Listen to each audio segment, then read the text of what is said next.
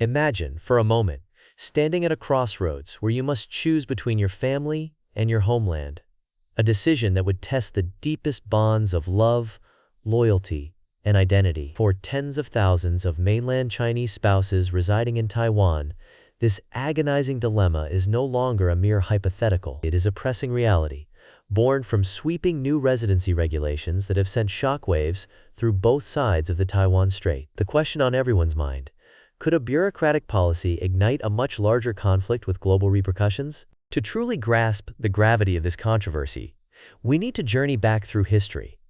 Back to the late 1940s, in the aftermath of the Chinese Civil War, the world watched as the island of Taiwan and the vast Chinese mainland embarked on radically divergent paths. Taiwan, governed by the Republic of China, carved out a unique trajectory, one defined by democratic values and an evolving sense of identity. Meanwhile, the mainland fell under the rule of the People's Republic of China, led by the Communist Party. The resulting split crystallized into one of the most enduring political standoffs of the modern era, with the question of who rightfully governs Taiwan left unresolved, a wound that continues to fester, open to agitation and manipulation. Fast forward to the present day, and the relationship across the strait has become a complex web of politics, economics, and human stories. Cross-strait marriages, unions between Taiwanese citizens and mainland Chinese partners, have blossomed over the decades.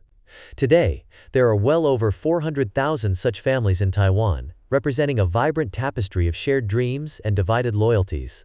Despite the normalization of these unions, the legal framework that manages them remains anything but ordinary. Layers of historical apprehension, national security fears, and political calculations have shaped a system that is both intricate and fraught with tension. Central to this framework is Taiwan's Act governing relations between the people of the Taiwan area and the mainland area. This legislation is not just a set of dry legal provisions. It is, in many ways, a living testament to Taiwan's quest for autonomy, a shield against perceived threats, and a mirror reflecting the island's anxieties about its giant neighbor to the west. For mainland spouses, the journey to secure residency in Taiwan has always involved significant hurdles: lengthy waiting periods, exhaustive background checks, and social scrutiny. But the most recent changes have raised the stakes dramatically. Now, in an unprecedented move, mainland spouses seeking residency are required to provide concrete proof that they have permanently abandoned their household registration in China. To understand the weight of this demand,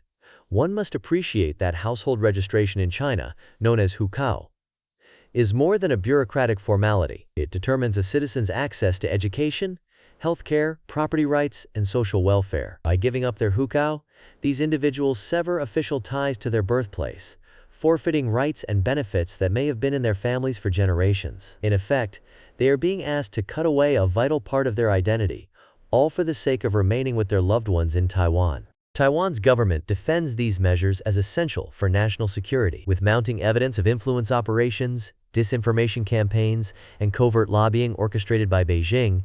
The island's leaders argue that vigilance is not just prudent, it is necessary. As Dr. Kashiris Templeman, an expert at Stanford University, explains, Taiwan is not unique in facing these challenges. Across the globe, democracies are being forced to rethink how they contend with authoritarian interference, while still upholding the civil liberties that define them. National security, he notes, is increasingly interwoven with questions of identity, sovereignty, and trust. However, Beijing's reaction has been swift and caustic. The official Communist Party newspaper, People's Daily, has lambasted Taiwanese President William Lai Ching-te's recent remarks about removing impurities, framing the new rules as evidence of discrimination against people of mainland origin. According to Chen Binhua, spokesperson for China's Taiwan Affairs Office, these policies are a typical case of illegal abuse of power, designed to deliberately suppress and marginalize. Beijing has even threatened to take punitive action against those who enforce the regulations, escalating what was once a legal debate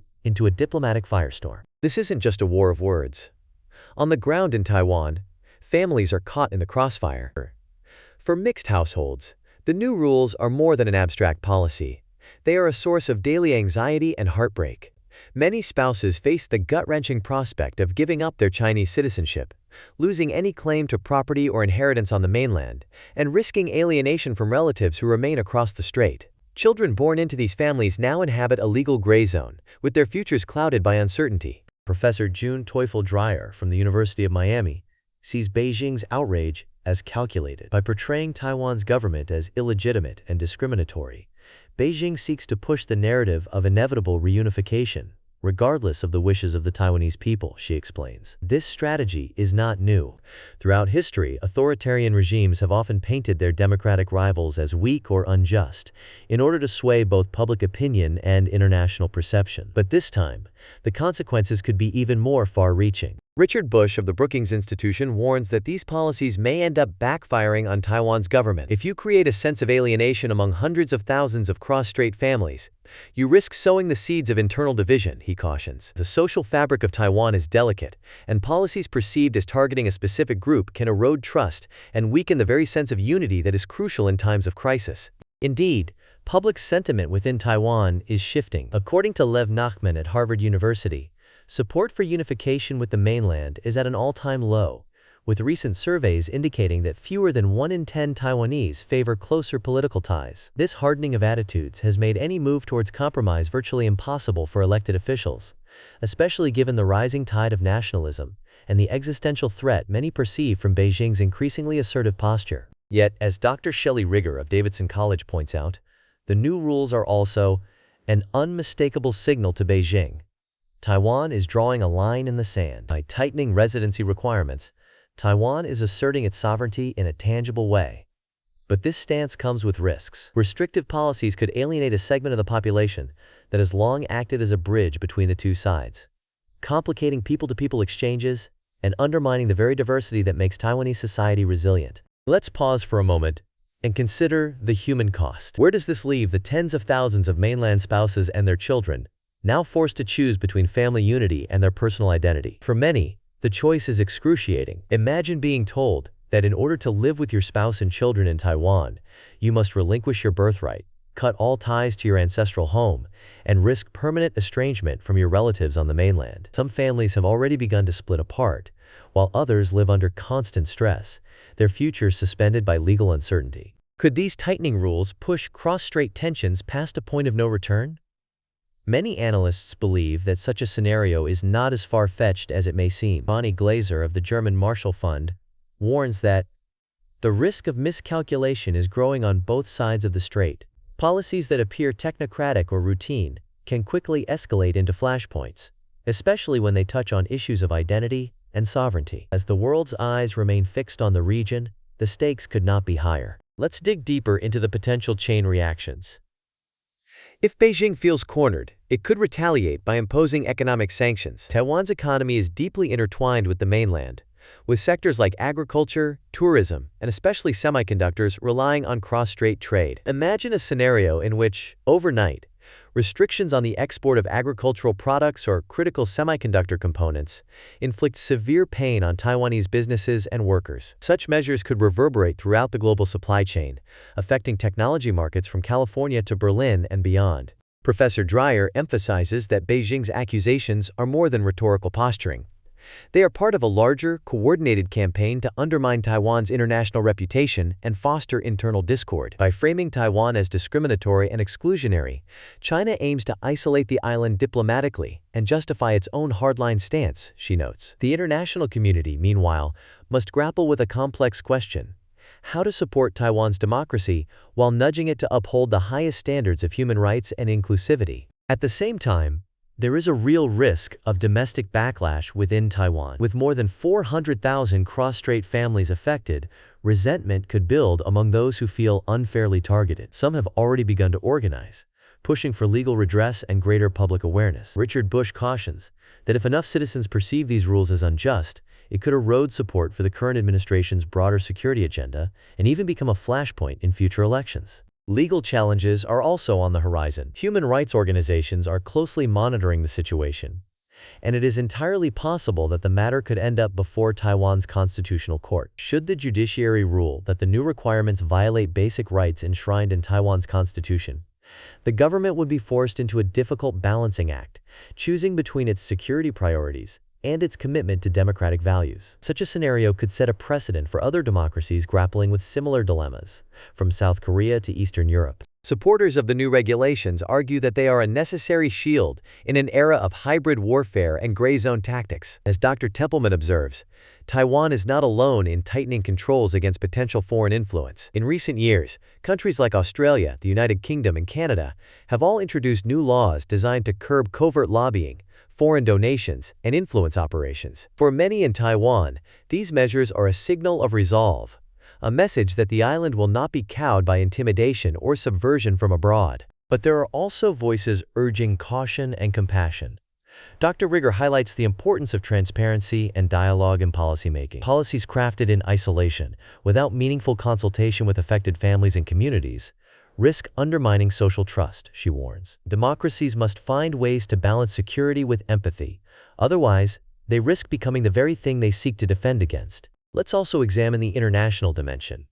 Taiwan's approach to mainland spouses is being closely watched by policymakers around the world. Many governments see the island as a test case, a laboratory for managing migration, security, and cross-border relationships in the 21st century. As countries in Europe, North America, and Asia confront their own challenges with migration and influence operations, Taiwan's experience offers both cautionary lessons and potential blueprints. For example, Australia's Foreign Influence Transparency Scheme and the United Kingdom's National Security and Investment Act both reflect a growing awareness of the need to protect democratic institutions from covert interference. Yet, these laws have also sparked debate over where to draw the line between necessary vigilance and undue restriction of individual rights. Taiwan's struggle is, in many ways, a microcosm of this larger global trend. Looking ahead, the future remains uncertain. The next few years will be critical. The outcome of Taiwan's upcoming presidential election could dramatically reshape cross-strait relations, either opening the door to dialogue or hardening the current impasse. International scrutiny is likely to intensify, with human rights organizations and foreign governments pressing Taiwan to align its security policies with international norms. At the same time, Beijing's strategy of economic coercion and diplomatic isolation could escalate, putting further pressure on Taiwan's leaders. For the families caught in the middle, these geopolitical maneuvers translate into everyday hardship. Stories abound of spouses who have spent years navigating bureaucratic labyrinths, only to find that the goalposts have shifted yet again. Some describe feeling stateless, rejected by one side, distrusted by the other. Their children, many of whom have never set foot on the mainland, now face questions of identity that are anything but abstract. So, what lessons can we draw from this complex, evolving drama? First, it is a powerful reminder that in our interconnected world, national security and human rights are inseparable. Policy decisions, no matter how technical or bureaucratic, can touch the lives of thousands, even millions, and send ripples across borders. For policymakers, academics, and engaged global citizens alike, the takeaway is clear. Transparency, communication, and empathy are not luxuries. They are necessities. Dr. Rigger's advice rings true. We must strive for policies that are not only effective, but also just and humane. The world is watching how Taiwan navigates these choppy waters, and its choices may well echo in other regions facing similar challenges. Let's also consider the broader economic and technological stakes. Taiwan is home to some of the world's most advanced semiconductor manufacturers, with companies like TSMC playing a pivotal role in the global tech supply chain. Any disruption to Taiwan's social fabric or cross-strait trade could have far-reaching consequences for global innovation, supply chains, and economic stability. Imagine a world where disruptions in Taiwan send shockwaves through industries, from smartphones and electric vehicles to artificial intelligence and renewable energy. Moreover, as digital technologies make borders more porous and hybrid threats more complex, the challenge of balancing openness and security will only intensify. Taiwan's experience underscores the need for constant adaptation, vigilance, and, above all, human empathy in policymaking. In conclusion, will Taiwan's new residency requirements for mainland Chinese spouses reinforce its security and autonomy, or will they provoke backlash and instability? The answer is nuanced. Both outcomes are possible, and the line between protection and overreach is razor-thin. While the policies may help deter foreign influence and signal resolve, they could also alienate families, weaken social cohesion, and expose Taiwan to criticism from abroad. Here's a secret that policymakers rarely admit.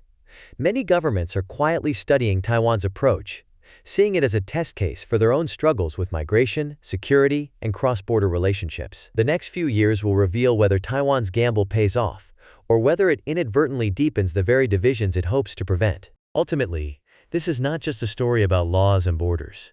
It is a story about people, their hopes, their fears, and their longing for belonging. As we watch events unfold in the Taiwan Strait, let us remember that every policy has a human face, and every decision echoes far beyond the corridors of power. If you found this video thought-provoking, don't forget to like, subscribe, and join the discussion in the comments below. What do you think? Are Taiwan's measures justified?